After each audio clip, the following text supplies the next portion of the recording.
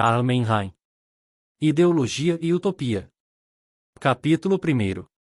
Introdução ao problema. 1.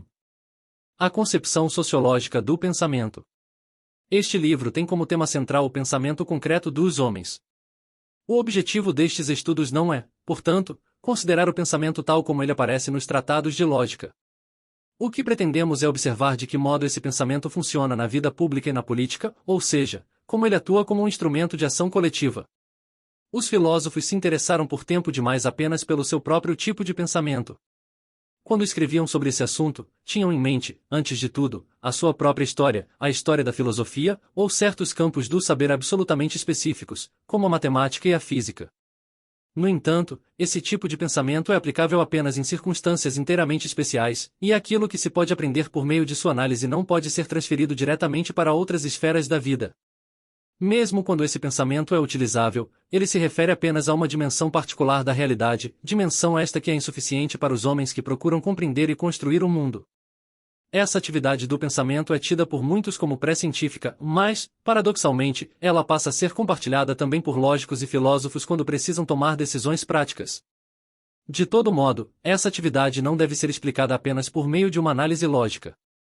Ela não pode ser separada de suas raízes psicológicas, das emoções e dos impulsos que constituem a sua base, nem da situação em que nasce e que procura resolver. A tarefa mais importante deste livro é, precisamente, elaborar um método adequado para a descrição e a investigação desse tipo de pensamento e de suas mudanças, bem como formular os problemas relacionados a ele, que evidenciem o seu caráter específico e preparem o caminho para sua compreensão crítica. A tese principal da sociologia do conhecimento é que existem aspectos do pensar que não podem ser interpretados corretamente enquanto suas origens sociais permanecerem desconhecidas. É sem dúvida verdade que o indivíduo pensa. Não existe acima ou abaixo dele uma entidade metafísica, como uma consciência de grupo, cujas ideias o indivíduo pudesse apenas reproduzir.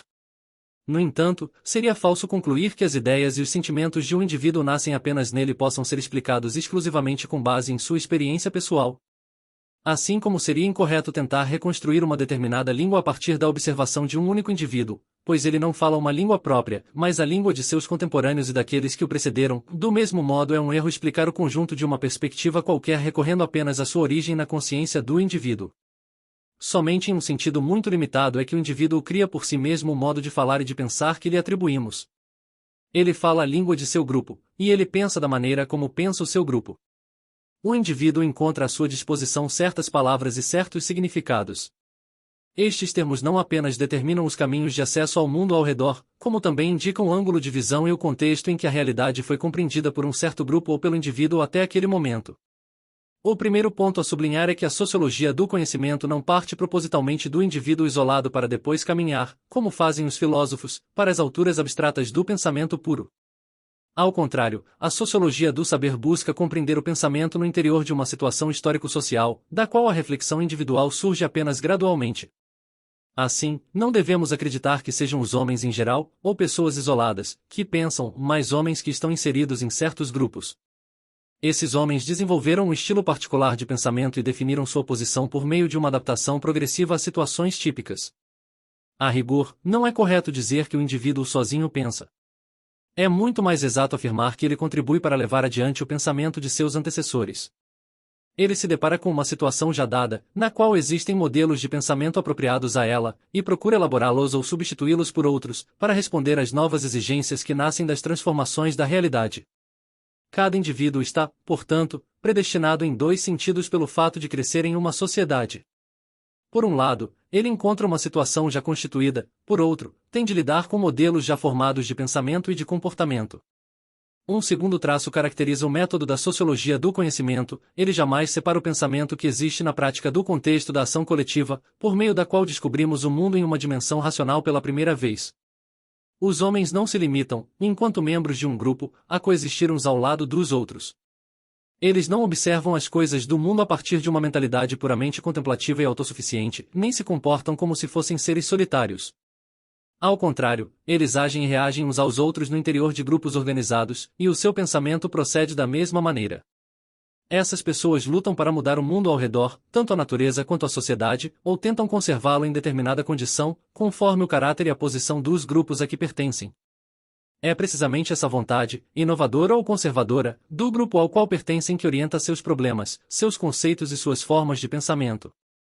Conforme o tipo de atividade coletiva em que participam, os homens tendem sempre a ver o mundo de modo diverso. Assim como a pura análise lógica separou o pensamento do indivíduo da realidade de seu grupo, ela também separou o pensar da ação. Fez isso partindo do pressuposto de que as ligações entre o pensamento, o grupo e a atividade prática, ou são insignificantes para um raciocínio correto, ou podem ser separadas sem dificuldade. Mas o fato de ignorarmos algo não elimina a sua realidade. Não se pode decidir antecipadamente se essa separação da situação social e da prática é sempre possível sem antes observar as múltiplas formas pelas quais o homem pensa concretamente. Por outro lado, também não poderíamos afirmar que tal separação completa seja inteiramente desejável para um saber objetivo. Pode acontecer que, em certas áreas do conhecimento, seja justamente o impulso prático que nos faça conhecer o mundo primeiro, e que escolha quais elementos da realidade entrarão na esfera do pensamento. E não se pode excluir que, se esse elemento da vontade fosse totalmente retirado, toda a realidade concreta desaparecesse dos conceitos, perdendo-se o princípio que permite formular o problema de forma inteligente. Com isso, não queremos dizer que nas áreas em que o apego ao grupo prevalece, desapareça toda a possibilidade de controle e de crítica. Ao contrário, quando esclarecemos como o pensamento depende da realidade do grupo e de suas origens práticas, talvez possamos controlar aqueles fatores do pensamento que até agora permaneceram sem direção. Isso nos conduz ao problema central do livro. Tais observações devem deixar claro como o esforço dedicado a esses problemas busca oferecer um fundamento às ciências sociais e uma resposta à possibilidade de guiar a vida política.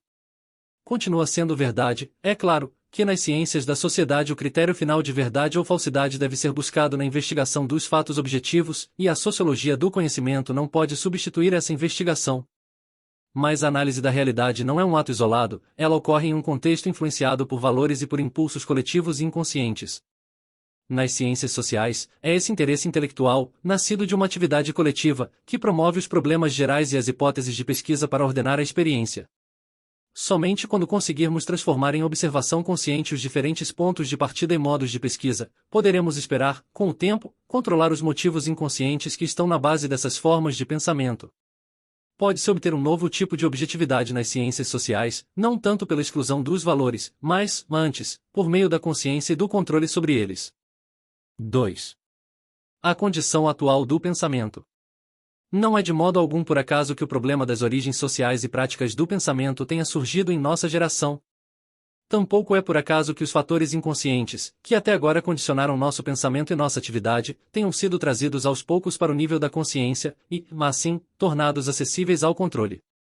Falharíamos em nosso propósito se não percebêssemos que a reflexão sobre as raízes sociais do nosso saber deriva de uma condição particular da sociedade. É uma das teses fundamentais da sociologia do conhecimento que o processo pelo qual os motivos coletivos e inconscientes se tornam claros não ocorre em todas as épocas, mas apenas em situações específicas. Essa situação pode ser determinada sociologicamente. Podemos, de fato, identificar com relativa precisão as condições que levam as pessoas a refletir mais sobre o próprio pensamento do que sobre as coisas do mundo. Nesses casos, mostramos que não se trata tanto de uma questão de verdade absoluta, mas do fato, em si alarmante, de que a mesma realidade aparece de forma diferente para observadores distintos. É evidente que tais problemas só podem se tornar gerais em uma época em que o desacordo prevalece sobre a harmonia. O olhar se volta da observação direta das coisas para a análise dos modos de pensar apenas quando a possibilidade de uma elaboração direta e contínua de conceitos sobre uma determinada realidade se desfaz diante de uma multiplicidade de juízos que divergem de forma fundamental.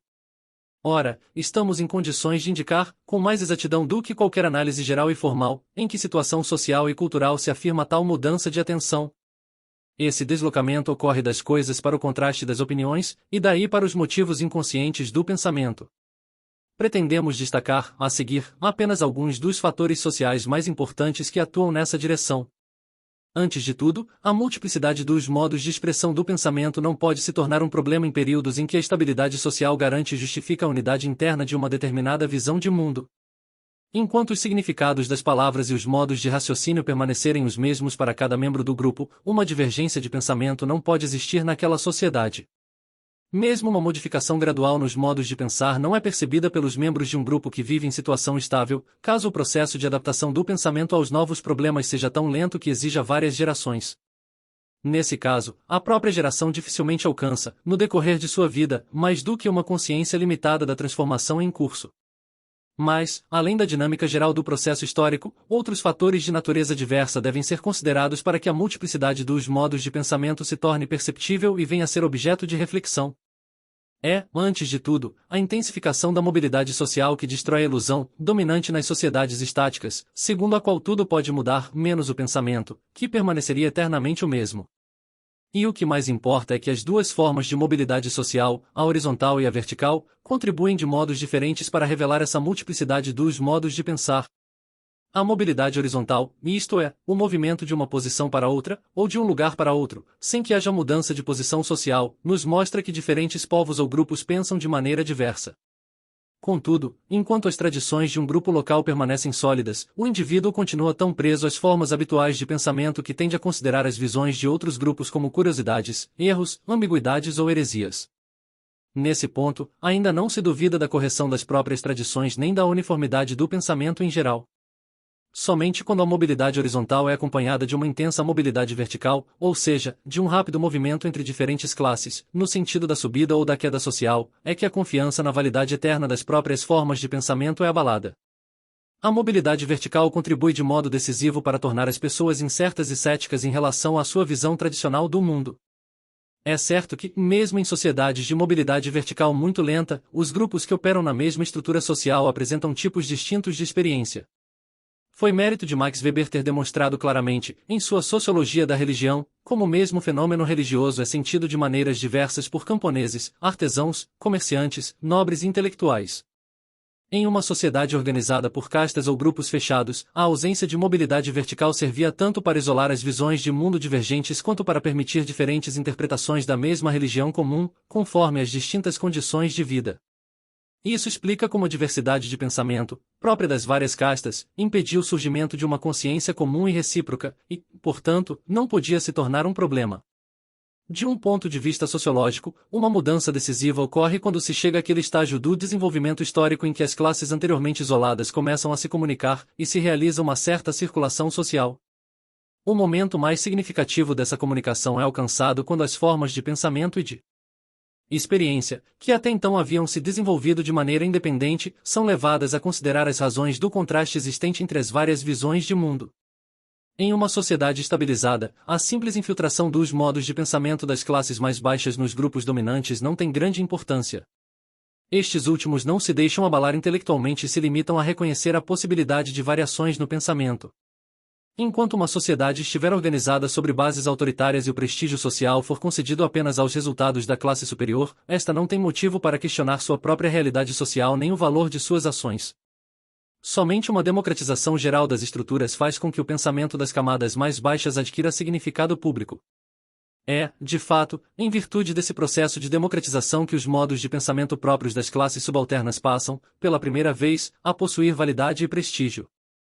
Quando esse estágio é alcançado, as técnicas de pensamento e as ideias das camadas mais humildes tornam-se capazes de enfrentar, em pé de igualdade, as ideias dominantes. Do mesmo modo, essas formas de pensar induzem o indivíduo que se move em sua direção a submeter a realidade de seu mundo a uma pergunta fundamental. É precisamente desse contraste entre os diferentes modos de pensamento, cada um reivindicando uma objetividade própria, que nasce o problema fundamental na história do espírito humano. Como é possível que processos de conhecimento idênticos, tendo por fim a mesma realidade, produzam visões tão diversas? Diante disso, o primeiro passo é perguntar: seria possível que os processos de pensamento envolvidos aqui não fossem idênticos? Não se poderia descobrir, examinadas todas as possibilidades do pensamento humano, que existem numerosas outras vias a seguir? Não foi um processo de elevação social que deu origem, na democracia ateniense, à primeira grande corrente cética da história do pensamento ocidental? Não foram os sofistas do chamado iluminismo grego a expressão de uma atitude de dúvida, nascida do choque entre dois modos diferentes de explicar a realidade? De um lado, havia a tendência mitológica, que refletia o modo de pensar de uma nobreza dominante já condenada ao declínio. De outro, a atitude mais analítica da classe artesanal urbana, então em ascensão. Duas interpretações do mundo convergiam, assim, na filosofia dos sofistas. Como dispunham de pelo menos dois modelos para cada decisão moral, e de tantas explicações quanto modelos para cada evento social, não é surpreendente que tivessem uma noção cética do pensamento humano. Portanto, é descabido censurá-los de forma escolar pelo ceticismo que está na base de seus esforços de conhecimento. Eles simplesmente tiveram a coragem de expressar o que todos sentiam naquela época, que a antiga universalidade das normas e das interpretações havia se rompido, e que uma solução satisfatória só poderia ser alcançada por meio de uma análise detalhada dessas contradições. Essa incerteza geral não era o testemunho de um mundo condenado à decadência total, mas representava, antes, o indício de uma consciência mais ampla da crise e do desejo de resolvê-la. A grande virtude de Sócrates não consistiu precisamente na coragem que teve de descer aos abismos do ceticismo? Não era ele, em sua origem, muito semelhante a um sofista, cuja técnica consistia justamente em suscitar sempre novos problemas? E não superou ele a crise ao propor questões ainda mais radicais do que as dos sofistas, chegando assim a um ponto que revelou um fundamento seguro para a mentalidade de sua época? É interessante observar como o mundo das normas e do ser veio, com isso, ocupar um lugar central em sua investigação. Além disso, Sócrates dedicou-se ao problema dos diferentes juízos que os homens formulam sobre os mesmos fatos com uma intensidade não menor do que aquela dedicada à própria realidade. Já nesse ponto da história do pensamento torna-se evidente que, em certos períodos, os problemas do pensar não podem ser resolvidos apenas recorrendo à realidade, mas sim através do estudo das diferenças que surgem entre as diversas opiniões. Além desses fatores sociais, que explicam a unidade primitiva e a posterior multiplicidade das formas de pensamento, outro elemento deve ser levado em conta. Em toda a sociedade existem grupos cujo papel específico é fornecer uma determinada visão de mundo. Chamamos esses grupos de inteligência. Quanto mais estável é uma sociedade, tanto mais provável é que esse grupo adquira uma posição bem definida ou a posição de uma casta. Assim, os magos, os brahmanes e o clero medieval devem ser considerados como grupos intelectuais, cada um exercendo um controle exclusivo sobre a elaboração da Weltanschauung, a visão de mundo, correspondente à sociedade em que atuava. Eles eram responsáveis pela reinterpretação ou recomposição das diferenças existentes nas visões de mundo das outras classes. O sermão, a confissão e a lição constituem, nesse sentido, os instrumentos por meio dos quais se torna possível a reconciliação das diversas visões de mundo nos níveis iniciais do desenvolvimento social. Esse grupo intelectual, organizado como casta e detentor do monopólio do ensino e da interpretação do mundo, é condicionado pela presença de dois fatores sociais. Quanto mais tende a tornar-se o representante de uma coletividade organizada, por exemplo, a Igreja, mais seu pensamento se orienta para o escolasticismo. Ele deve, isto é, conferir uma união dogmática às formas de pensamento que antes eram válidas apenas para uma seita, justificando assim a teoria do ser e do conhecimento nelas envolvidas. A necessidade de apresentar uma frente unida diante dos estrangeiros acelera essa passagem. O mesmo resultado ocorre quando a concentração do poder dentro de uma estrutura social se afirma de maneira tão forte que se pode impor aos membros da própria casta uma uniformidade de pensamento e de experiência com mais facilidade do que antes. A segunda característica desse tipo de pensamento exclusivo é sua relativa distância dos conflitos cotidianos. Nesse sentido, ele é escolástico, ou seja, acadêmico e sem vitalidade. Esse tipo de pensamento não nasce do envolvimento com os problemas concretos da existência, nem da tentativa e erro ao controlar a natureza ou a sociedade. Ele nasce de sua exigência de sistema, que sempre reconduz os novos fatos da esfera religiosa e do espírito a determinados princípios tradicionais que não podem ser controlados racionalmente. Os contrastes que surgem nessas discussões não envolvem o conflito entre as diversas formas de experiência, e, em menos ainda, entre as forças presentes na própria estrutura social, forças que outrora haviam se identificado com as diferentes interpretações possíveis da verdade tradicional. O conteúdo dogmático das premissas de que esses grupos partem mostra-se em grande parte injustificado quando julgado pelos critérios da evidência objetiva. Ele é completamente arbitrário enquanto se apoia na seita que consegue se apropriar das tradições de toda a casta sacerdotal da Igreja. Do ponto de vista sociológico, o fato decisivo da época moderna, em relação à Idade Média, reside em que o monopólio da interpretação eclesiástica do mundo, mantido pela casta sacerdotal, foi rompido. No lugar de um grupo intelectual fechado e rigidamente organizado, surgiu uma inteligência livre. A principal característica desta última é ser recrutada a partir de classes e posições sociais cada vez mais diversas, e não depender mais de qualquer organização de casta em suas expressões. Por essa ausência de organização social fixa, os intelectuais fizeram com que os modos de pensamento e de experiência fossem divulgados e entrassem em competição uns com os outros. Quando se considera que, com a renúncia aos privilégios exclusivos por parte de uma casta, a livre concorrência começou a dominar as formas da atividade intelectual, entende-se por que os intelectuais passaram a adotar as mais diversas formas de pensamento presentes na sociedade, empregando-as umas contra as outras. Agiam assim por terem de competir para conquistar o favor de um público que já não lhes era acessível sem esforço. A luta para obter o consenso dos vários grupos cresceu na medida em que os pensamentos e as experiências de cada um passavam a ter valor e expressão pública cada vez maiores. Nesse processo, desvanece-se entre os intelectuais a ilusão sobre a unidade fundamental do pensar. Agora o intelectual já não é membro de uma casta, nem as ideias dessa casta valem para ele de modo absoluto. É precisamente nesse desenvolvimento que podemos encontrar a explicação do fato de que a incerteza do pensamento moderno só surge com a ruína do controle cultural do clero.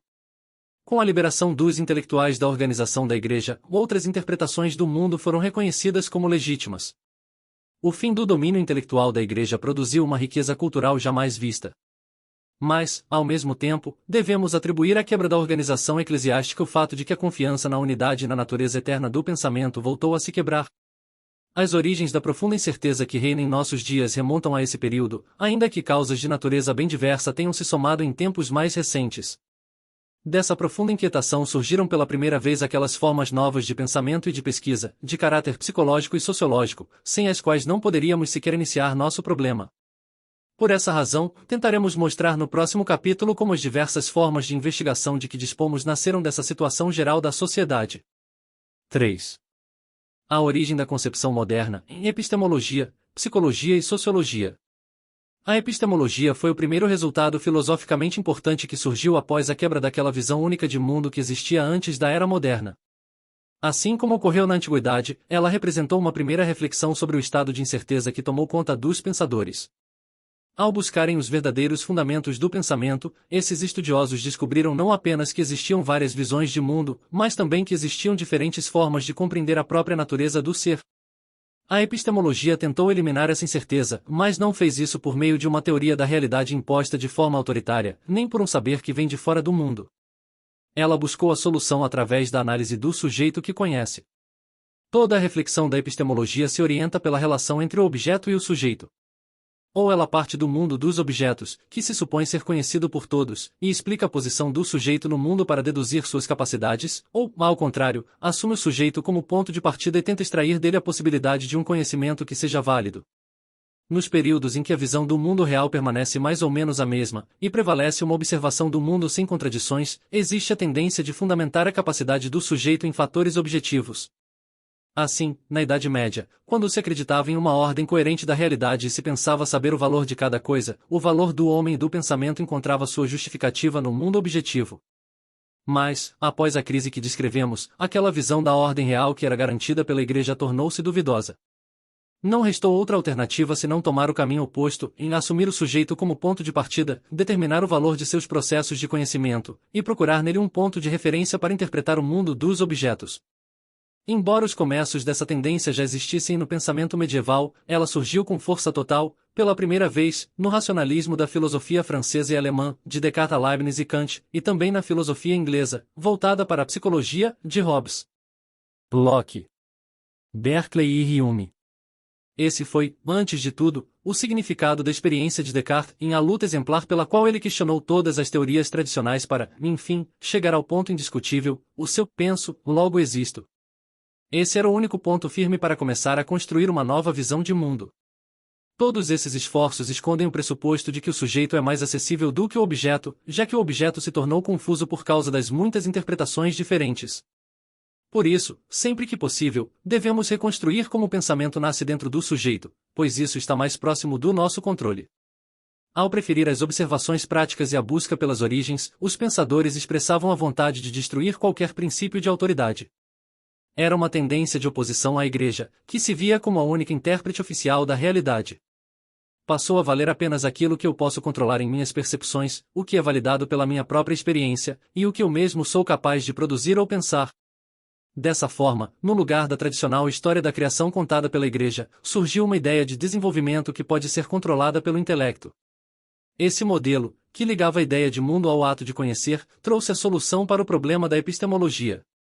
Começou-se a esperar que, analisando as origens da mente, seria possível determinar o papel do sujeito e o valor de todo o conhecimento humano.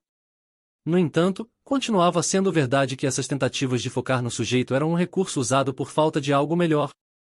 Uma solução completa só seria possível se uma mente superior e infalível julgasse o valor do nosso pensamento. Mas foi exatamente esse método que falhou no passado. Com a crítica das teorias anteriores, ficou claro que os filósofos que mais buscavam uma verdade absoluta eram os que mais corriam o risco de se enganar. Assim, o método prático, que já funcionava bem nas ciências naturais, passou a ser o preferido. Quando as ciências da linguagem e da história se desenvolveram, surgiu a possibilidade de compreender as diferentes visões de mundo através do seu desenvolvimento ao longo do tempo. O pensamento passou a ser examinado em seus diversos momentos e situações históricas. Percebeu-se que muito mais poderia ser dito sobre a influência do sujeito se usássemos a psicologia dos animais, do desenvolvimento, da linguagem e dos povos, em vez de ficarmos apenas na análise abstrata de um sujeito espiritual. Essa ligação da epistemologia com o sujeito permitiu o nascimento de uma psicologia cada vez mais precisa. Quanto mais exata se tornava essa psicologia, e quanto mais se observava a prática, mais se reconhecia que o sujeito sozinho não era o ponto de partida ideal para uma nova visão de mundo. É verdade que a experiência interna parece mais imediata do que a externa, e que podemos entender melhor os motivos de certas ações através da empatia. Mas ficou claro que era difícil evitar os riscos de criar uma nova teoria sobre a natureza das coisas. Afinal, a mente humana também faz parte da realidade. E o conhecimento dessas experiências exige uma teoria sobre o que é real. No entanto, assim como a visão do mundo externo tinha se tornado confusa, a visão sobre a realidade da mente também parecia incerta. A psicologia que ligou a Idade Média aos tempos modernos, e que vinha da experiência interna do homem religioso, continuava a usar esquemas que mostravam uma visão espiritual da alma. Referimos-nos à psicologia que nasceu da luta interna entre o bem e o mal. Essa psicologia desenvolveu-se nos conflitos de consciência de homens como Pascal e Montaigne, até Kierkegaard. Neles, ainda encontramos conceitos como desespero, pecado, salvação e solidão, que possuem um significado profundo baseado na experiência religiosa. Contudo, essas experiências tornaram-se cada vez mais raras e vazias à medida que a visão religiosa do mundo perdia força no ambiente externo. Uma sociedade em que os grupos já não concordam sobre o significado de Deus, da vida e do homem, também será incapaz de decidir o que se entende por pecado ou salvação. Buscar a resposta apenas no sujeito não trazia garantia nenhuma. Só quem mergulha profundamente na sua própria alma consegue responder a esses problemas. Mas, por causa de uma busca exagerada por fórmulas, a observação de si mesmo mudou. Ela passou a seguir o mesmo processo das ciências que estudam os objetos externos. As análises de sentimentos ricos, como o pecado ou o amor cristão, foram substituídas por termos frios como angústia, dissídio interior, isolamento e libido. Em outras palavras, tentou-se aplicar à mente humana os modelos explicativos da mecânica. O objetivo não era mais entender a riqueza dos sentimentos individuais, mas sim excluir tudo o que fosse original para aproximar a mente de um esquema simples, imposição, movimento, causa e efeito. O problema já não é saber como a pessoa se entende em relação a normas e ideais, mas sim como uma situação externa pode determinar mecanicamente uma reação interna. Passou-se a usar a ideia de causa e efeito, como se o medo fosse apenas uma resposta automática a algo incomum. Nesse processo, ignora-se que cada tipo de medo é diferente, como o medo da incerteza ou o medo de um animal. Mas o que se buscava era justamente transformar tudo em uma regra geral e simplificada. Em outros casos, usou-se a ideia de função, onde os sentimentos eram vistos apenas como peças de um mecanismo. Assim, os conflitos mentais deixaram de ser vistos como lutas entre tendências da alma e passaram a representar apenas uma desorganização do sujeito. A função do conflito seria apenas forçar o indivíduo a buscar um novo equilíbrio.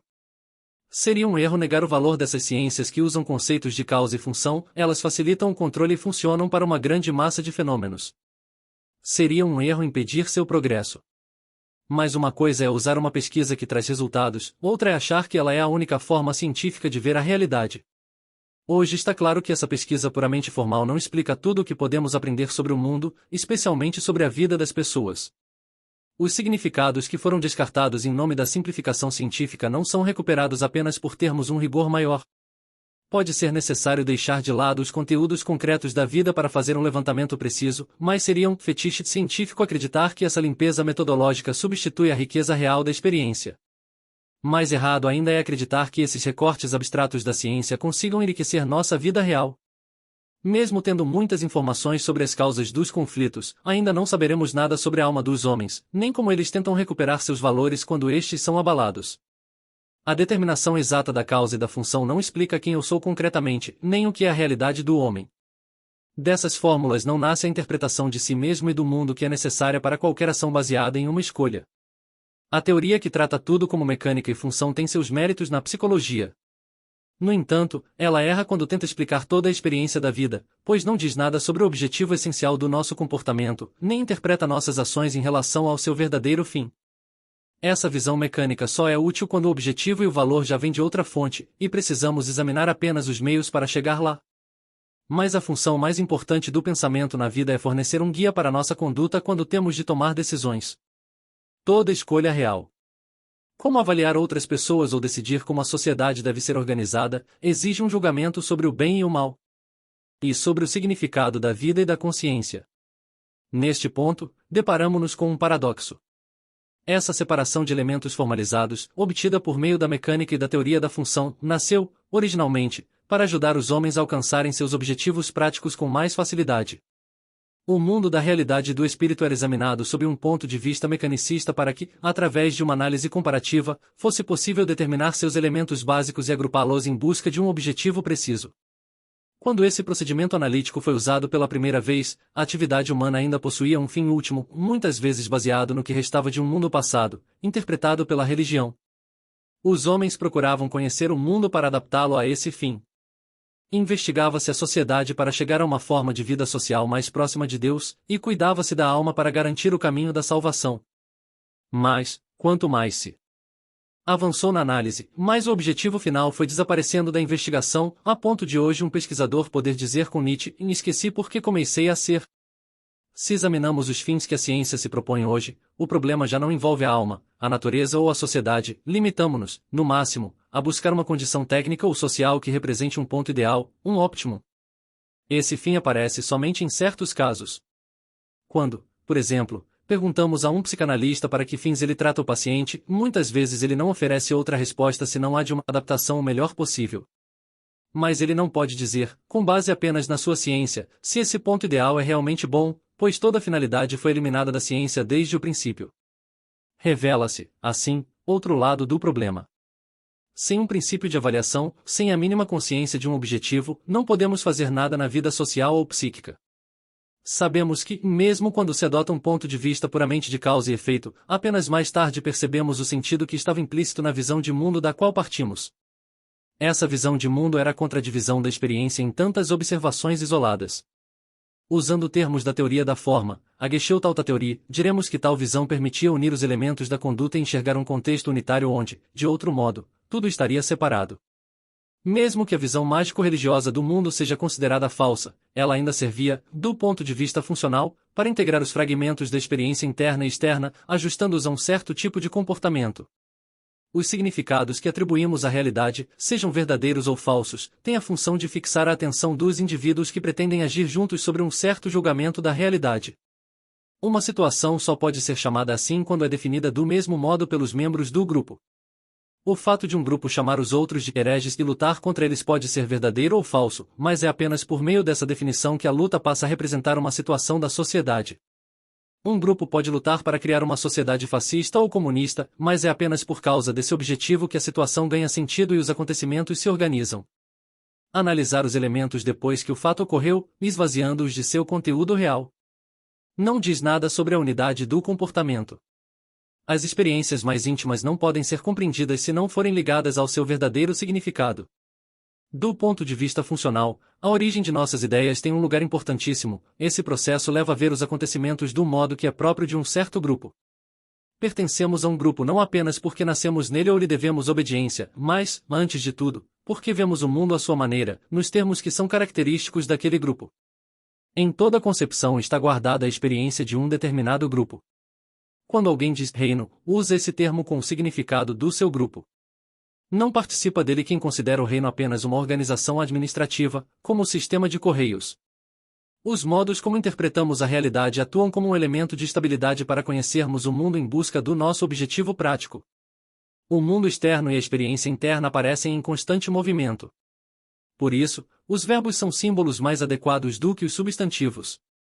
O fato de darmos nomes às coisas que estão se desenvolvendo implica, inevitavelmente, uma certa estabilização necessária para a atividade coletiva. A formação dos conceitos destaca e torna estável o aspecto da realidade que é importante para a prática, enquanto mantém oculto o processo de mudança contínua que está na base de tudo. Um conceito representa uma simplificação dos múltiplos elementos da vida em favor da ação. É provável que a visão formal da realidade tenha se fortalecido em nosso tempo com o fim dos tabus dominados pela Igreja. Nessas circunstâncias, os grupos de oposição puderam mostrar significados diferentes para as mesmas coisas. O que para um era um rei, para outro era um tirano. Porém, a existência de interpretações demais e contrastantes leva à dissolução de todo o sistema de conhecimento. Numa sociedade assim dividida, o consenso só pode ser estabelecido em relação aos elementos técnicos e formais, como na definição legal de um monarca. Nessas definições, todo julgamento real sobre a impossibilidade de um acordo passa a ser interpretado apenas de forma funcional. Voltando às origens da psicologia moderna, parece claro que a dificuldade inicial, que deveria ser resolvida focando no sujeito, não foi superada. É verdade que os novos métodos práticos descobriram muita coisa nova, mas os resultados desviaram nossa atenção do problema fundamental sobre a consciência na realidade. Com a mecanização dos fenômenos mentais, perdeu-se a unidade da consciência e a unidade da pessoa. Uma psicologia sem alma não pode ocupar o lugar de uma visão profunda do ser. Tal psicologia nasceu do desejo de expulsar do pensamento todo julgamento de valor. O que pode ser válido em uma disciplina isolada como hipótese de pesquisa, pode ser fatal para o comportamento humano. A incerteza sobre a utilidade da psicologia na prática fica evidente quando um professor ou um líder político busca orientação nela. A impressão é que a psicologia habita outro mundo e trata de cidadãos que vivem em uma sociedade diferente da nossa. Essa forma de experiência perde uma direção precisa por causa de uma divisão do trabalho exagerada. Ela se baseia em categorias que não dão conta nem do processo vital mais simples. O fato de essa psicologia ser incapaz de tratar dos problemas da consciência é confirmado por ela não oferecer apoio às pessoas em sua vida comum. Duas tendências distintas marcam a psicologia moderna após a crise do mundo medieval. A primeira busca entrar em cada significado e estudar como ele se forma no sujeito, o ponto de vista genético. A segunda procura criar uma mecânica da mente, esvaziando-a de conteúdo, a chamada psicologia mecanicista. O modelo mecanicista não ficou preso apenas ao mundo dos objetos. Ele não busca entender as qualidades ou as particularidades de algo, mas sim determinar regras em elementos simplificados. Já mostramos como esse método, apesar de seus resultados, contribuiu para a insegurança do homem moderno. O homem que age precisa saber quem ele é, e ter uma visão clara da vida mental ajuda na prática. Como a psicologia mecanicista negou esses valores, ela destruiu um elemento importante para a orientação das pessoas. Gostaríamos agora de voltar ao procedimento genético. Essa orientação contribuiu de várias formas para um conhecimento mais profundo da vida. Os defensores da lógica clássica dizem que a origem de uma ideia nada diz sobre se ela é verdadeira ou qual o seu significado. Eles usam o exemplo de Pitágoras, dizendo que saber da sua vida pessoal não ajuda a entender sua matemática. No entanto, não creio que isso valha para todos os tipos de pensamento. Ao contrário, somos muito enriquecidos quando buscamos entender a frase bíblica, os últimos serão os primeiros, como a expressão de uma revolta das classes oprimidas. Entenderemos muito mais se nos tornarmos conscientes do sentimento de ressentimento que está na base de certos julgamentos morais. Foi o ressentimento que, no caso do cristianismo, deu às classes mais humildes a coragem de se libertarem do sistema de valores injusto da época e de criarem uma nova moral. Com isso, não queremos decidir quem tinha razão, mas sim entender melhor o significado daquela ideia. Não é irrelevante saber que tal frase não foi dita por uma pessoa qualquer para homens em geral, mas foi um apelo para aqueles que eram oprimidos e desejavam se libertar. A ligação entre a origem psicológica da ideia e a ideia em si é, nesse caso, muito diferente da que existe na matemática. Os exemplos usados pelos lógicos podem fazer com que se perca de vista as grandes diferenças entre os significados, levando a generalizações que ignoram as relações essenciais. A pesquisa sobre a origem das ideias pode, assim, ajudar em uma compreensão mais profunda, especialmente quando lidamos com significados que podemos entender através da empatia. Por exemplo, quando sei como um homem foi na infância e quais conflitos enfrentou, conheço dele muito mais do que se soubesse apenas fatos de sua vida externa. Conheço a base sobre a qual cada experiência dele deve ser interpretada. É um grande resultado do método psicogenético ter destruído a concepção mecanicista anterior, que considerava as normas e os valores espirituais como se fossem coisas materiais. Diante de um texto sagrado, o método genético substituiu a obediência passiva à regra pela inteligência do processo de onde nascem as normas e os valores. Esse processo deve manter contato constante com a realidade para que as normas possam ser sempre reinterpretadas e controladas. A vida de um fenômeno psíquico é, de fato, o próprio fenômeno.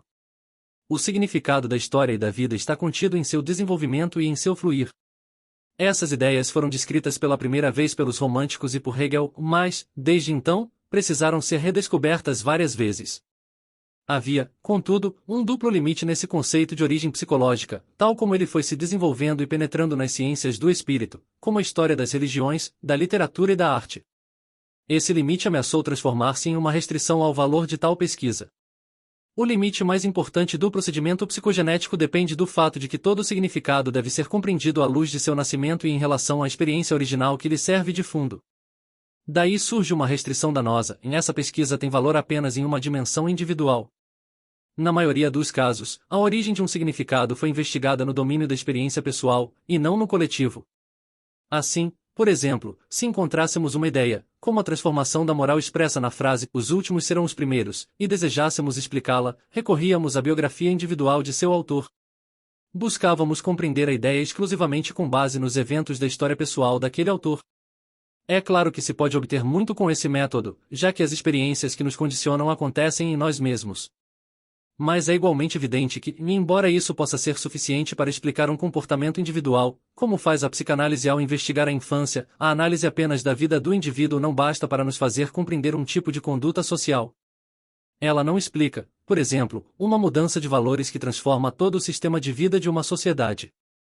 Tal revolução tem raízes em uma realidade de grupo, em que milhares de pessoas participam, cada uma a seu modo, da destruição da sociedade existente. Cada uma dessas pessoas prepara essa mudança agindo dentro de uma realidade complexa que a condiciona. O método genético de explicação, embora seja profundo, não pode se limitar à história individual e deve alcançar a ligação que existe entre a realidade do indivíduo e a realidade maior do grupo. A vida individual é apenas um elemento em uma série de experiências que se cruzam, e o motivo particular de um indivíduo é apenas uma parte de uma ordem complexa de condições das quais muitas pessoas participam. Foi mérito da sociologia ter mostrado como a vida em sociedade influencia a formação das convicções individuais. Os dois métodos usados no estudo dos fenômenos espirituais, o epistemológico e o psicológico, buscaram explicar o pensamento a partir do sujeito.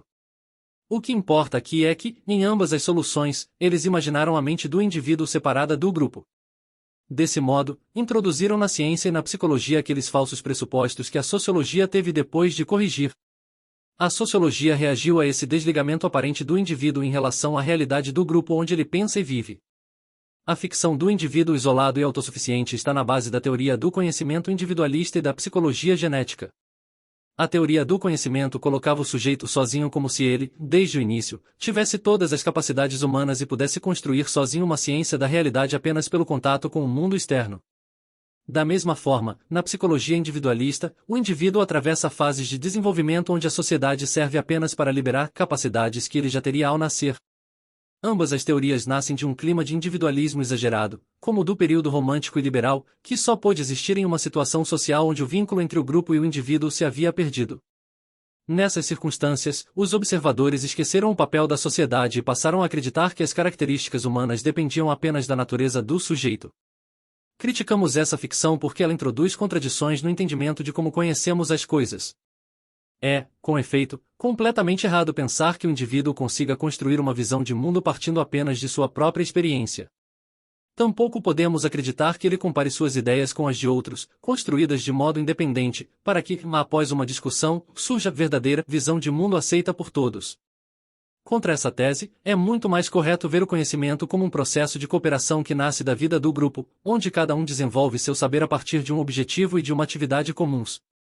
Em consequência, os resultados do conhecimento já nascem diferentes, pois nem todos os aspectos do mundo interessam a todos os grupos, mas apenas aqueles que trazem dificuldades e problemas específicos para cada um. E mesmo esse mundo comum aparece de forma diversa para os grupos subordinados, pois eles têm uma experiência distinta da mesma realidade. Cada um desempenha uma função específica de acordo com seus interesses. A visão individualista do conhecimento é incorreta, e ela apresenta o saber coletivo como se fosse uma fábrica onde cada um dos 2.000 operários trabalhasse isolado, executando as mesmas tarefas sozinho do início ao fim. Na realidade, como sabemos, os trabalhadores não fazem a mesma coisa ao mesmo tempo, mas cooperam através de uma divisão de funções para a produção total. Quais são as falhas dessa velha interpretação individualista? Em primeiro lugar, ela ignora a estrutura que determina o trabalho de cada um, do presidente ao aprendiz, e que une a obra de todos de modo racional. Esse não reconhecimento do caráter social do conhecimento não aconteceu por desprezo pela massa em comparação com o grande homem, mas porque a união social original, onde toda experiência se desenvolve, jamais havia sido reconhecida como tal. Essa dependência entre os elementos da vida apresenta-se de modo diferente em uma sociedade agrícola e em uma cidade.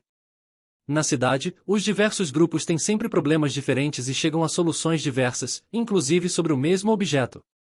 Somente quando entendemos que um grupo de 2.000 pessoas não percebe a mesma coisa 2.000 vezes, e que existem subgrupos que agem e pensam coletivamente uns diante dos outros, é que podemos compreender como nascem concepções opostas na mesma sociedade. Outro erro da teoria do conhecimento clássica é acreditar que o saber nasce de uma atitude puramente teórica.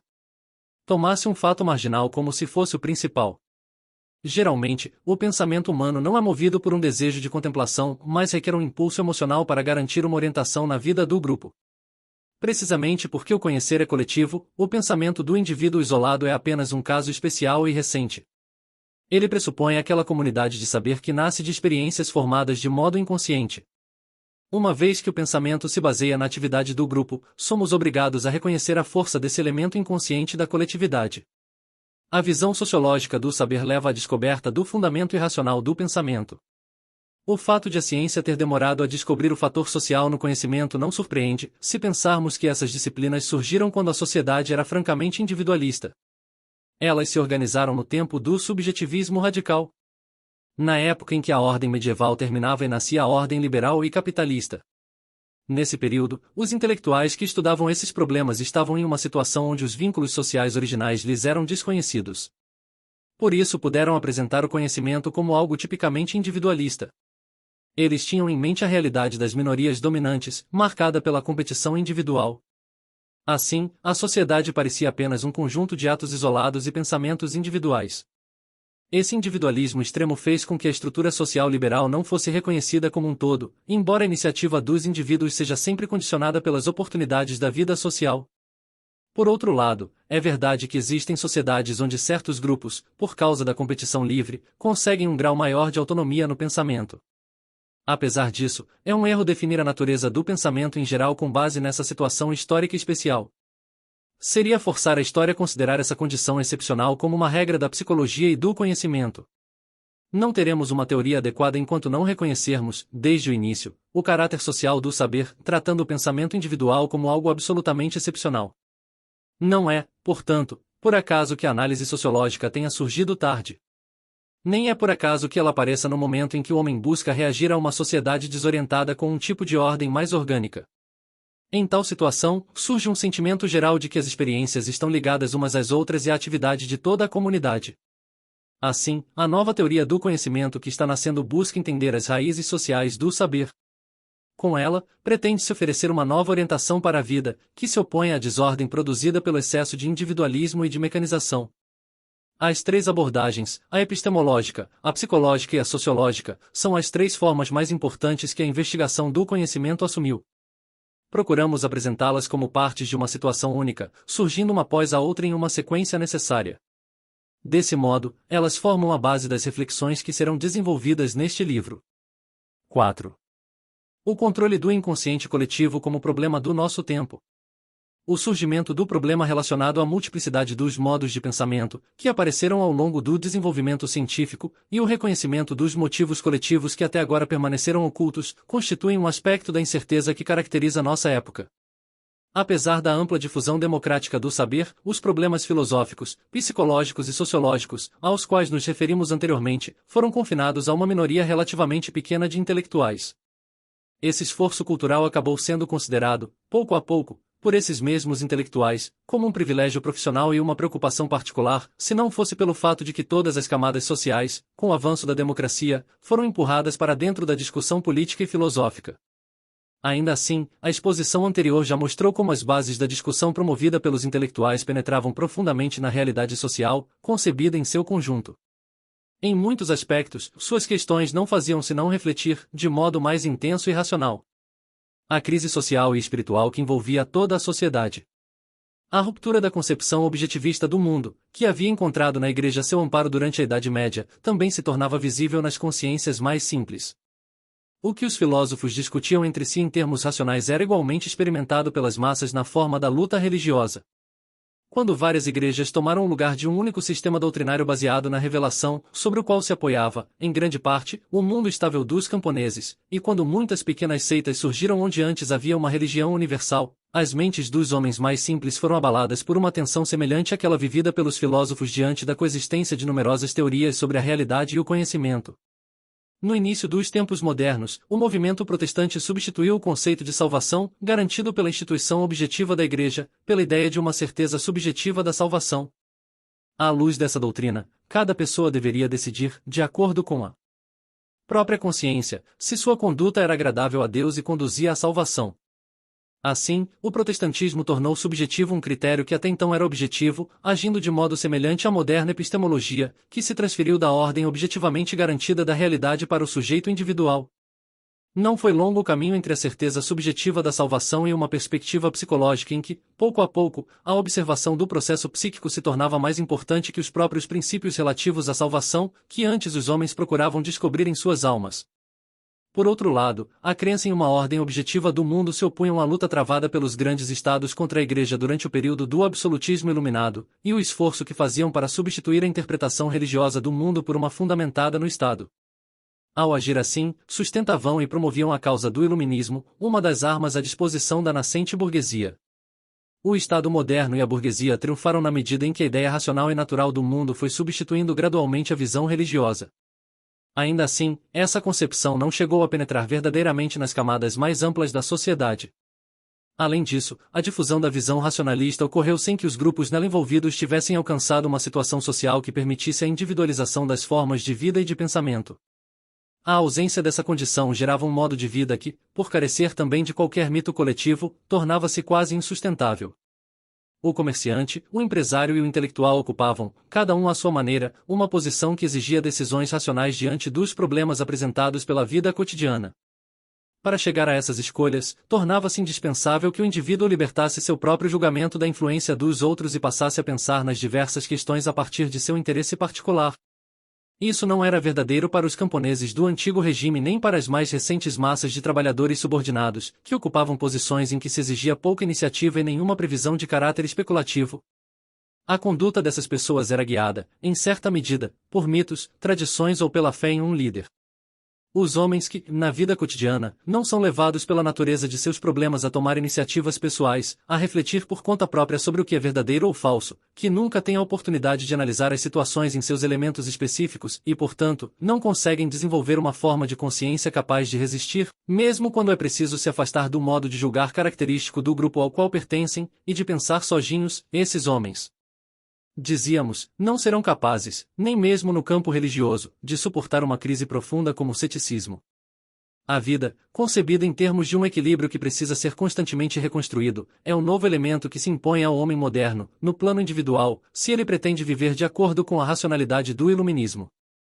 Uma sociedade que, através da divisão do trabalho e da precisa diferenciação das funções, não consiga oferecer a cada indivíduo um conjunto de problemas e campos de ação em que a iniciativa e o julgamento pessoais possam ser exercidos, tampouco é capaz de realizar uma visão de mundo individualista e racionalista que aspire a se tornar uma realidade social efetiva. Embora seja incorreto supor, como os intelectuais tendem facilmente a fazer, que os séculos do iluminismo tenham transformado de modo essencial a base popular, a religião, embora enfraquecida, sobreviveu como rito, culto, devoção e experiência mística. Continua sendo verdade que o impulso desse movimento foi suficientemente forte para abalar a perspectiva religiosa. As formas de pensamento típicas da sociedade industrial penetraram, pouco a pouco, nos setores que mantinham algum contato com a indústria e abalaram, um a um, os elementos que sustentavam a visão religiosa da realidade. O Estado absoluto, ao reivindicar como uma de suas prerrogativas a afirmação de sua própria concepção de mundo, realizou uma conquista que, com a posterior democratização da sociedade, se tornaria cada vez mais um precedente. Mostrou que a política era capaz de usar sua própria interpretação da realidade como uma arma, e que ela, em vez de se limitar a uma luta pelo poder, tornava-se relevante apenas quando refletia, em seus objetivos, uma consciência filosófica, uma visão do mundo. Não examinaremos em detalhe como, com o avanço da democracia, não apenas o Estado, mas também os partidos políticos passaram a sustentar suas lutas com princípios e sistemas de caráter filosófico. O liberalismo, o conservadorismo e, por fim, o socialismo transformaram suas aspirações políticas em credos filosóficos, em doutrinas da realidade com métodos de pensamento bem definidos e conclusões racionalmente previsíveis. Assim, à ruptura da concepção religiosa do mundo somou-se o fracionamento das perspectivas políticas. Mas, enquanto as igrejas e as seitas travavam suas batalhas apoiando-se em elementos de fé e de racionalidade, reservando o raciocínio racional apenas ao clero e a um pequeno número de intelectuais leigos, os novos partidos políticos acolhiam amplamente o pensamento racional e científico e atribuíam a ele enorme importância. Isso se devia, em parte, ao fato de surgirem mais tardiamente na história, em um momento em que a ciência gozava de maior crédito social, e também porque recrutavam seus dirigentes, ao menos em princípio, principalmente entre os grupos intelectuais mencionados. Era, portanto, perfeitamente coerente com as exigências das sociedades industriais e com as aspirações desses intelectuais fundamentar a atividade política não tanto na simples proclamação de um credo, mas em um sistema ideal racionalmente justificado. O resultado dessa fusão entre pensamento científico e político foi que todo tipo de política, ao menos na forma em que se apresentava para obter consenso, passou gradualmente a assumir uma aparência de cientificidade, e que todo o pensamento científico, por sua vez, começou a adquirir um valor político. Essa união teve efeitos negativos e positivos. Facilitou a difusão das ideias científicas a tal ponto que até as camadas populares passaram a buscar uma justificação teórica para suas posições. Elas aprenderam, portanto, ainda que muitas vezes de modo meramente propagandístico, a refletir sobre a sociedade e a política utilizando as categorias da análise científica. A ciência política e social conseguiu, assim, estabelecer contato direto com a realidade e assegurar uma estreita ligação entre suas formulações e o campo em que a sociedade atuava. As crises e as necessidades da vida social sugeriam os temas concretos, mas interpretações políticas e sociais e as hipóteses para explicar os acontecimentos.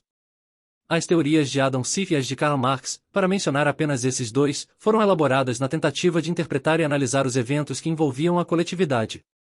A principal dificuldade dessa relação direta entre teoria e prática reside no fato de que, enquanto o conhecimento precisa conservar seu caráter experimental para colher novos fatos, o pensamento político não tolera ser continuamente ajustado a novas experiências.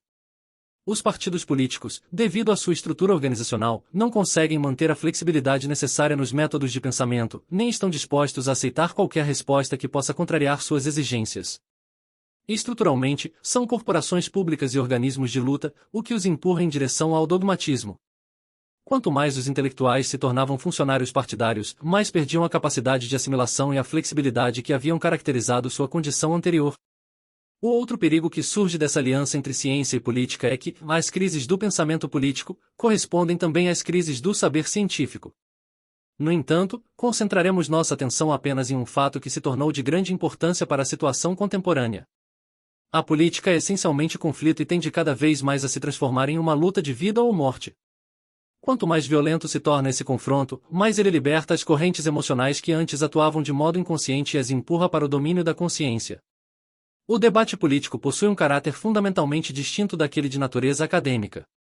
Ele não busca apenas estar com a razão, mas procura destruir as bases da realidade social e cultural do adversário. A discussão política penetra mais profundamente nas raízes existenciais do pensamento do que o tipo de debate que se limita a usar termos próprios de certos pontos de vista selecionados e a considerar apenas a relevância teórica de um argumento. O conflito político representa, desde o início, uma forma racional de luta pelo predomínio na sociedade, exigindo que se ataquem a condição social do adversário, seu prestígio público e a confiança que ele deposita em si mesmo. É difícil decidir, nesse caso, se a substituição das antigas armas de combate, o uso direto da força e da coerção, pela discussão constitui realmente um progresso na vida humana. A opressão física é certamente difícil de suportar do ponto de vista externo, mas a demolição psicológica, que em muitos casos tomou seu lugar, talvez o seja ainda mais. Não é de surpreender, portanto, que justamente nessa esfera toda oposição teórica tenha se transformado, pouco a pouco, em um ataque mais radical à situação humana global do adversário, e que se passasse a esperar, com a crítica das doutrinas, ameaçar também sua posição social. Nem deve causar espanto que, nesse tipo de conflito, em que não se prestava atenção apenas às palavras do indivíduo, mas também ao grupo de que ele era porta-voz e ao objetivo que seus argumentos ocultavam, o pensamento tenha passado a ser considerado em estreita conexão com o tipo de realidade a qual parecia vinculado. É verdade que o pensamento sempre foi expressão da vida e da atividade de um grupo, com exceção da alta cultura acadêmica, que conseguiu, por certo tempo, isolar-se da vida ativa. A diferença, porém, está no fato de que, nas lutas religiosas, as questões teóricas não eram de importância primordial e, na avaliação do adversário, não se levava em conta sua relação com o grupo de origem.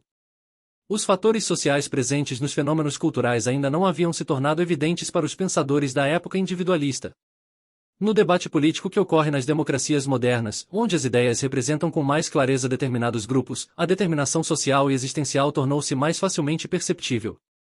Foi a política que primeiro descobriu o método sociológico para o estudo dos fenômenos intelectuais. Do mesmo modo, os homens tomaram consciência dos elementos inconscientes que sempre haviam orientado a direção do pensamento precisamente durante as disputas políticas. O debate político é muito mais que uma argumentação teórica, e ele representa o desmascaramento dos motivos incontrolados que ligam a realidade do grupo às suas aspirações espirituais e às suas razões teóricas. À medida que a política moderna travava suas batalhas com instrumentos teóricos, esse processo de esclarecimento penetrava até as raízes sociais do pensamento.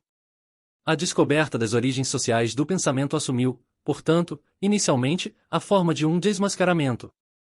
Além da dissolução progressiva da visão unitária e objetiva do mundo, que, para o homem comum, parecia apenas uma confusão de conceitos, e para os intelectuais, uma multiplicidade de pensamentos impossíveis de conciliar, surgiu a tendência de revelar as razões inconscientes de cada grupo. Esse ponto máximo da crise intelectual pode ser resumido pelos dois conceitos que dão título a este livro, ideologia e utopia. O conceito de ideologia reflete uma descoberta que nasceu da luta política. Trata-se das convicções dos grupos dominantes, que estão tão ligadas aos seus interesses que eles acabam por não enxergar os fatos que possam ameaçar seu poder. Com o termo ideologia, afirmamos que os fatores inconscientes de certos grupos ocultam o verdadeiro estado da sociedade, tanto para si mesmos quanto para os outros, exercendo, assim, uma função de conservação do que já existe. O conceito de utopia, por outro lado, revela uma descoberta oposta, em existem grupos subordinados tão comprometidos em transformar a sociedade que são incapazes de perceber na realidade qualquer coisa que não queiram negar. Seu pensamento não consegue fazer um diagnóstico correto do presente. Esses grupos não se preocupam com o que realmente existe, mas procuram, por todos os meios, transformá-lo. O pensamento deles serve apenas como um guia para a ação. Na mentalidade utópica, o inconsciente coletivo é movido por projetos voltados para o futuro. Ele ignora certos aspectos da realidade e volta as costas para tudo o que possa ameaçar sua convicção ou paralisar seu desejo de revolução. Tanto o impulso conservador quanto o revolucionário tendem, por caminhos diferentes, a esconder aspectos fundamentais da realidade. No entanto, é possível determinar a origem desse equívoco. Nosso objetivo é mostrar as etapas pelas quais se descobriu o papel do inconsciente na história da ideologia e da utopia, descrevendo o estado do pensamento que resultou dessas duas correntes. No início, os partidos que sabiam como revelar o inconsciente dos outros tiveram uma vantagem terrível sobre seus adversários. Estes ficavam espantados ao perceberem que suas ideias eram apenas reflexos distorcidos de sua condição de vida e de seus interesses ocultos. O fato de poder mostrar ao inimigo motivos que ele mesmo desconhecia trazia um sentimento de superioridade para quem usava essa arma, e causava terror em quem era atacado. Ao mesmo tempo, a humanidade passou a ter um conhecimento que antes era mantido escondido. Não é por acaso que quem explorava o inconsciente o fazia com vontade de lutar e atacar, enquanto o atacado sofria um golpe duplo, pela revelação do seu inconsciente e pelo uso desse saber como instrumento de combate. Existe uma diferença importante entre tratar o inconsciente para a cura, como na terapia, e usá-lo para desmascarar um adversário. Hoje, porém, chegamos a um ponto em que essa arma de desmascaramento já não é exclusividade de um único grupo, mas de todos. À medida que os grupos usaram essa ferramenta para abalar a certeza dos outros, acabaram destruindo a própria confiança no conhecimento em geral. O que era um problema latente desde o fim da Idade Média tornou-se uma desconfiança aberta diante do saber. Por isso, o ceticismo encontra cada vez mais seguidores. Duas tendências resultaram disso: em primeiro, o desaparecimento de uma unidade cultural com valores absolutos; segundo, a entrada súbita do inconsciente no campo da razão. Antigamente, o pensamento era parte de uma experiência espiritual e as mudanças eram lentas, mas, nos tempos modernos, as consequências são muito mais desconcertantes. Ao apelar para o inconsciente, buscou-se escavar o terreno de onde nascem as diferentes visões. As raízes do pensamento humano foram expostas, e tornou-se evidente que não podemos mais viver como antes, agora que conhecemos os motivos ocultos que nos orientam. Estamos diante de uma dúvida fundamental da nossa época: como é possível ao homem continuar a pensar e a viver em um tempo em que os problemas da ideologia e da utopia são enfrentados em todas as suas implicações? Diante disso, há quem tente fugir, evitando enfrentar a multiplicidade de pensamentos e os impulsos inconscientes. Alguns se refugiam na lógica pura, afirmando que a verdade absoluta não tem ligação com o social ou com o irracional. No entanto, em um mundo de profunda inquietação espiritual, alguém responderá: nosso problema não é a verdade abstrata, mas o pensamento ligado à situação social e ao inconsciente. Não nos falem da verdade em si, mostrem-nos um modo de organizar nossos julgamentos para que o reconhecimento da origem social e o controle do irracional tragam ordem, e não o caos. Não se alcança a universalidade do pensamento tentando transformar o próprio ponto de vista em algo superior aos outros. Também não ajuda a recorrer a frases totalmente abstratas, como na matemática ou na geometria, que parecem não ter ligação com a sociedade. A disputa real não é sobre esses números, mas sobre o conjunto de observações pelas quais o homem interpreta sua posição social e os acontecimentos ao seu redor. Essa luta envolve conceitos que possuem significados precisos e carregados de valor, como conflito, derrota, alienação, insurreição e ressentimento, termos que perderiam seu sentido real se ignorássemos a intenção de quem os usa. O desenvolvimento da ciência moderna criou uma técnica de pensamento que excluiu tudo o que dependia de um significado humano. O behaviorismo levou isso ao extremo, tentando construir um mundo de fatos onde existissem apenas dados que podem ser medidos, buscando prever o comportamento humano como se fosse uma máquina. É provável que a sociologia também precise passar por essa fase de formalização mecânica, como ocorreu com a psicologia, resultando apenas em estatísticas e testes, enquanto a investigação do significado é deixada de lado. Medir as coisas é importante para o que é exato, mas esse tipo de pesquisa não permite entender de verdade a realidade social. O que sobra da realidade humana, quando ela é reduzida a modelos observados apenas por fora? Uma situação humana só pode ser compreendida quando entendemos como as pessoas que participam dela enxergam suas próprias lutas e conflitos. Observemos, por exemplo, a realidade de uma família. As normas que comandam essa família não fazem parte da realidade tanto quanto os móveis da casa? Se as normas mudarem, a família não se torna uma realidade completamente diferente, mesmo que as condições físicas sejam as mesmas? Para compreender um fenômeno humano, o esquema mecânico não é suficiente, é preciso usar conceitos que alcancem elementos de qualidade, e não apenas de quantidade. Seria falso supor que essas relações qualitativas são menos claras do que as quantitativas. Ao contrário, a ligação entre os elementos de um acontecimento é muito mais profunda do que a dos fatores externos. É aqui que se define a pesquisa que Wilhelm Dilthey chamava de compreensão do laço originário da vida. Nesta técnica, a interpretação das experiências da mente dos estados sociais torna-se clara. Estamos diante de uma realidade onde as reações humanas surgem como uma necessidade que não pode ser explicada apenas por estatísticas de probabilidade. Vejamos exemplos da sociologia que usa o método da compreensão. Quando se analisou a moral das primeiras comunidades cristãs como um fruto do ressentimento dos oprimidos, quando se mostrou que aquela moral não buscava o poder político, e que era uma ética para todos, nascida da queda do Império Romano, essas ligações entre a sociedade e a psicologia não podiam ser medidas, mas podiam ser compreendidas em sua essência de forma muito mais profunda do que se tivéssemos apenas números. As conexões tornam-se claras porque adotamos uma atitude de compreensão em relação às experiências de onde nascem as normas. Podemos concluir que as principais afirmações das ciências sociais não são mecânicas nem formais, elas são interpretações da realidade que usam modelos criados pela própria vida real. Além disso, toda interpretação social está ligada às tendências inconscientes de quem observa, e o cientista social precisa ter consciência de suas próprias inclinações cotidianas. Um observador que não se interesse pelas origens sociais da moral de seu tempo, que ignore as tensões entre as classes e que não tenha descoberto o valor do ressentimento em sua própria vida, jamais compreenderá a ética cristã que descrevemos. É participando, de forma favorável ou contrária, da luta das camadas humildes por sua ascensão que o observador se torna consciente do significado real da tensão e do rancor social.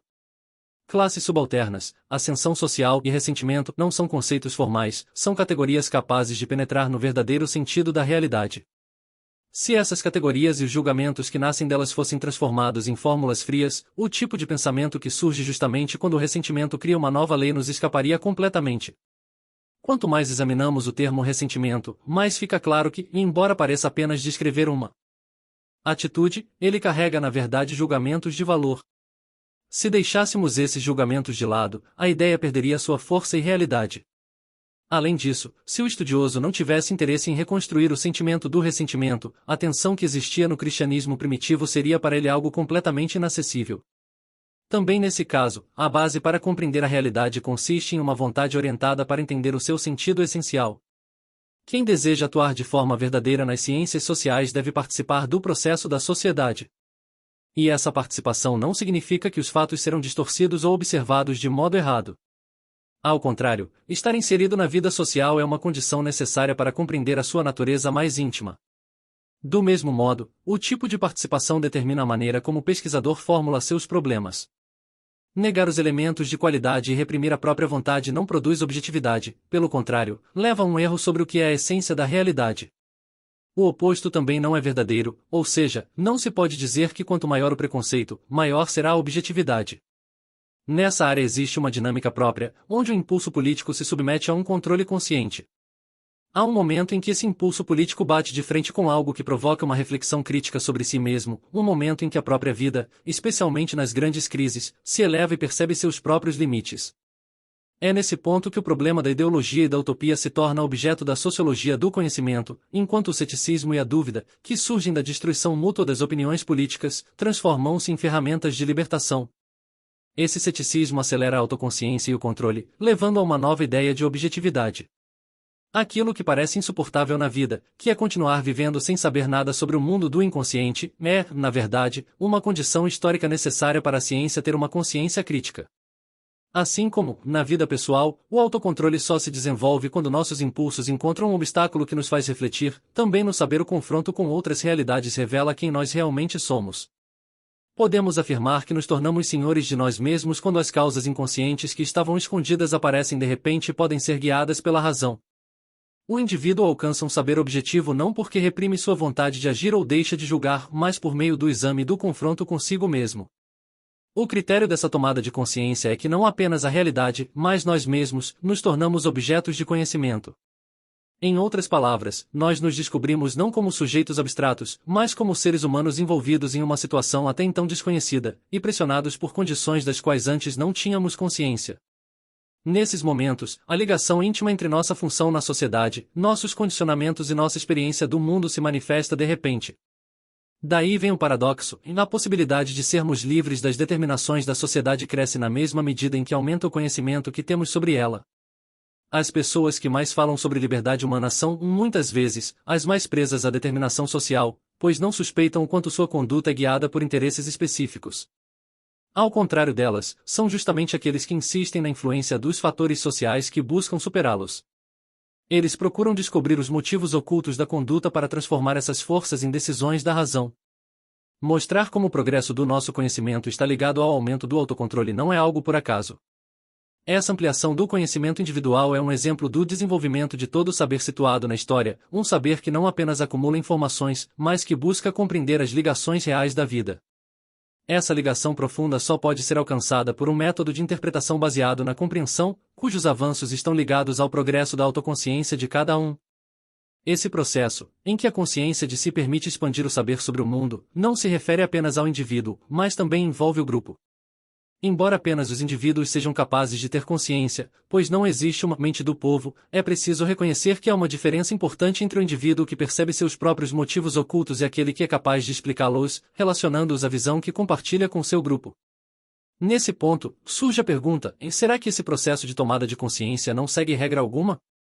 Não acreditamos que a consciência individual esteja isolada, mas sim que ela faz parte de um processo maior de esclarecimento, que nasce de uma situação comum a várias pessoas. Quando falamos de indivíduos ou grupos, um elemento aparece como idêntico em a sua estrutura.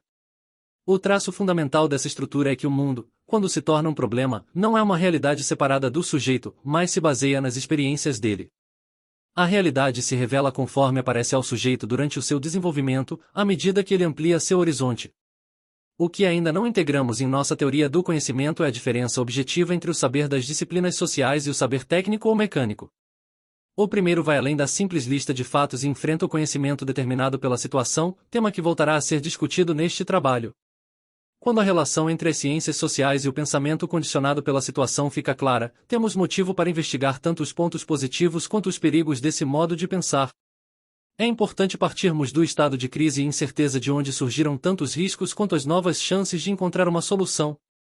Sob esse ponto de vista, a inquietação que se tornou um peso na vida pública é a base de onde a ciência tira suas novas direções. Estas aparecem em três tendências principais. A primeira busca o controle crítico dos motivos inconscientes da coletividade, a segunda busca criar uma nova história das ideias ligada às mudanças sociais, e a terceira dedica-se a revisar nossa teoria do conhecimento, que até agora ignorou a natureza social do pensamento. A sociologia do conhecimento representa o esclarecimento desse estado de dúvida que, na sociedade, aparece como insegurança. O objetivo deste livro é, de um lado, oferecer a definição teórica mais clara desse problema visto de diferentes posições, e, de outro, criar um método que nos permita separar os diversos estilos de pensamento e ligá-los aos grupos de onde vêm. Nada é mais ingênuo do que chamar um pensamento de burguês ou proletário, liberal ou conservador, sem apresentar critérios para provar isso. O desafio atual é criar hipóteses que sirvam de base para investigações reais. Ao mesmo tempo, será necessário analisar com mais precisão os setores da sociedade de que vamos tratar. Nosso primeiro objetivo é aperfeiçoar a análise do significado no pensamento, substituindo termos vagos por definições rigorosas. Em segundo lugar, devemos melhorar a interpretação da história social, para entender a estrutura da sociedade como um todo, e não como fatos isolados. Devemos ver o quadro das forças sociais em luta, de onde surgem as diferentes formas de compreender a realidade. Da união entre a análise do significado e a investigação social surgem chances de precisão que podem ser comparadas às ciências naturais. Esse método terá a vantagem de não fugir do problema do significado, mas de usá-lo como um instrumento de precisão. Se a técnica de interpretação da sociologia do conhecimento alcançar esse grau de exatidão, as ciências sociais não precisarão mais abrir mão dos grandes problemas em nome do rigor. Não se deve esquecer que apenas copiar os métodos das ciências naturais para o campo social acaba excluindo o que é realmente importante na história, aceitando apenas pesquisas de fatos que podem ser medidos por critérios antigos. Em vez de descobrir o que é mais importante na situação atual e explicar isso com precisão, limitar-se a dar valor apenas ao que pode ser medido. Hoje, ainda estamos longe de ter definido de forma clara os problemas da sociologia do conhecimento, e não levamos a análise ao seu máximo rigor. A consciência de que estamos no início de uma pesquisa influencia a estrutura deste livro. Ele trata de problemas sobre os quais ainda não é possível escrever manuais definitivos. Existem questões que nossa época ainda não pensou até o fim. Para problemas assim, os séculos passados criaram a forma do ensaio científico. A técnica dos pensadores daquele período consistia em examinar um problema por muito tempo, sob várias perspectivas, até revelar algum detalhe do pensamento baseado em caracteres típicos. Essa forma de exposição serviu de modelo para o autor ao decidir usar o estilo do ensaio neste volume, e não o de uma exposição rígida de sistema. Estes estudos buscam compreender a realidade e apresentam um novo método para interpretar os fatos. Foram escritos em momentos diferentes, por isso, cada ensaio tem um objetivo próprio, embora todos foquem no mesmo problema. Essa atitude experimental explica por que as repetições não foram retiradas, nem certas contradições foram resolvidas. O motivo para manter as repetições é que a mesma ideia sempre aparecia em um novo contexto, sob uma luz diferente. As contradições também ficaram porque o autor acredita que uma teoria pode conter várias possibilidades que precisam de liberdade para serem expressas. Ele também está convencido de que, hoje em dia, noções opostas vivem juntas no mesmo pensador. Não as percebemos apenas porque os filósofos sistemáticos escondem essas contradições. Enquanto essas contradições são erros para quem faz teorias puras, para o pesquisador experimental elas são a condição que permite investigar o caráter ambíguo do pensamento moderno.